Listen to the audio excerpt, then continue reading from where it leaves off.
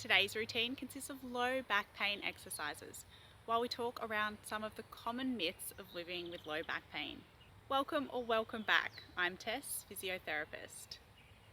Low back pain is common, with the World Health Organization reporting that in 2020, low back pain was the leading cause of disability worldwide, affecting 619 million people. Despite this staggering statistic, it's not all bad news. The World Health Organization also concluded that low back pain is the condition for which the greatest number of people would benefit from rehabilitation.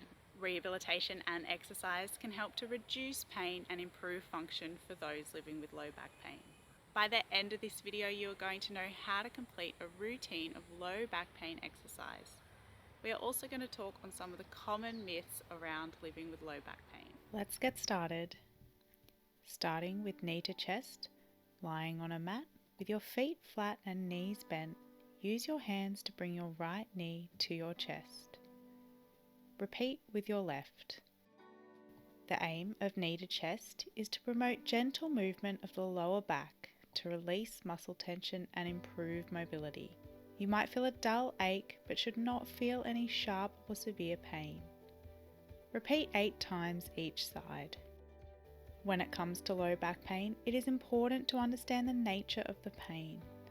This includes how long the pain has been present.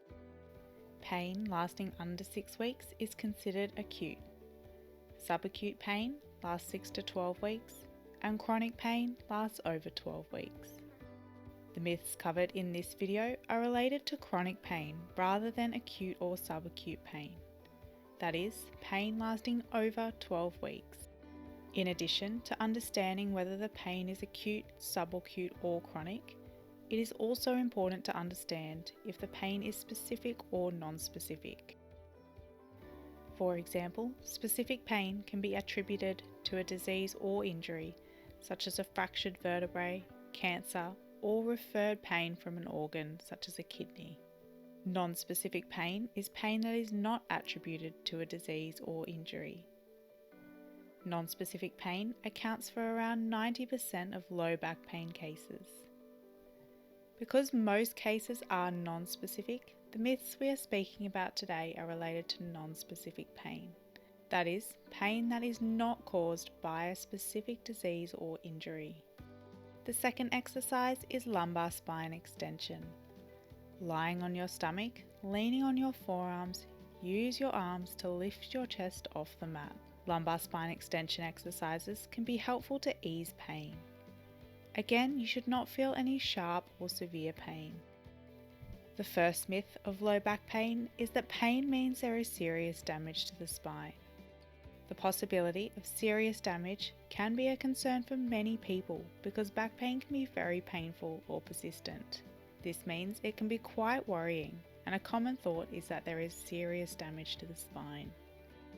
Actually, research shows that only 1% of all back pain is related to a serious condition such as cancer, fracture, or infection.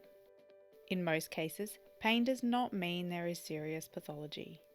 Having this understanding is foundational to the management of back pain because it can help to reduce fear in thinking that the spine is seriously damaged. Of course, to rule out serious pathology, a medical or healthcare professional are best placed to complete an assessment. The third exercise is lumbar spine rotation.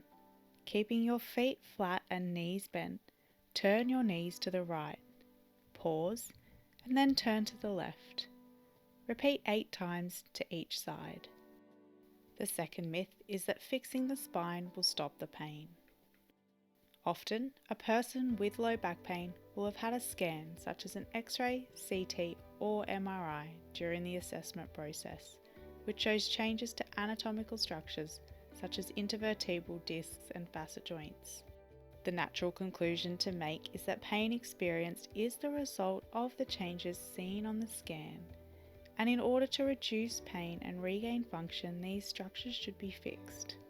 However, what is interesting is that in most cases, there is not a good correlation between the pain experienced and anatomical changes seen on scans. This means it is less about the anatomy shown on the scan and more about the experience of pain and function. Understanding that anatomical differences seen on scans may not accurately reflect the experience of pain and function is positive because it means in many cases, despite what the scan shows, it is possible to reduce pain and improve function without changing the anatomy of the spine, such as through surgery. This is not to minimise the situations where surgery is appropriate. However, it does mean in most cases there are more treatment options available for those wishing to reduce pain and improve function. The fourth exercise is hip flexion and extension mobility. Kneeling on your left leg, holding onto a chair, bend your right knee to lean forward. Pause and then bring your hips back to straighten your knee. This is a dynamic stretching exercise. When leaning forward, you should feel the stretch in your left quadriceps, and when leaning back, you should feel the stretch in your right hamstrings.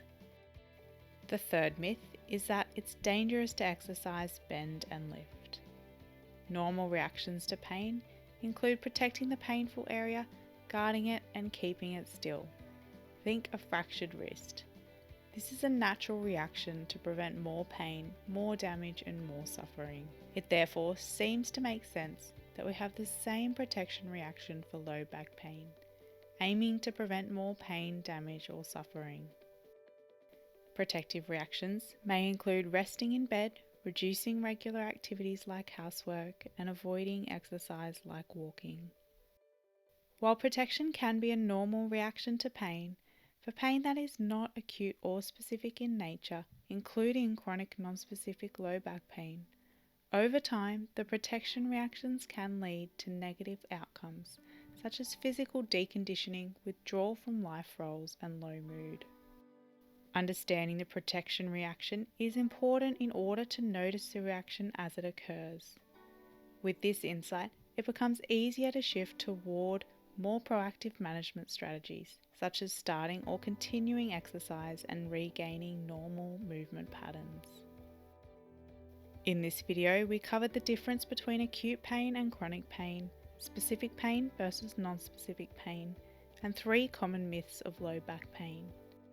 You have learned that pain does not usually mean there is serious damage to the spine, that fixing the spine through surgery may not solve the problem of pain, and how to identify protective reactions to pain. Understanding these concepts is foundational in order to reduce fear and anxiety around the nature of low back pain and ultimately for the successful management of low back pain.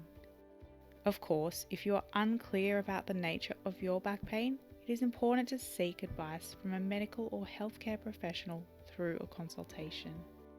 I hope this video has been helpful. If you would like to refer back to the exercises or myths within this video, the accompanying articles can be found on the BHlth with Tess website. To continue to manage pain, build strength and gain fitness, watch these videos here. See you next time.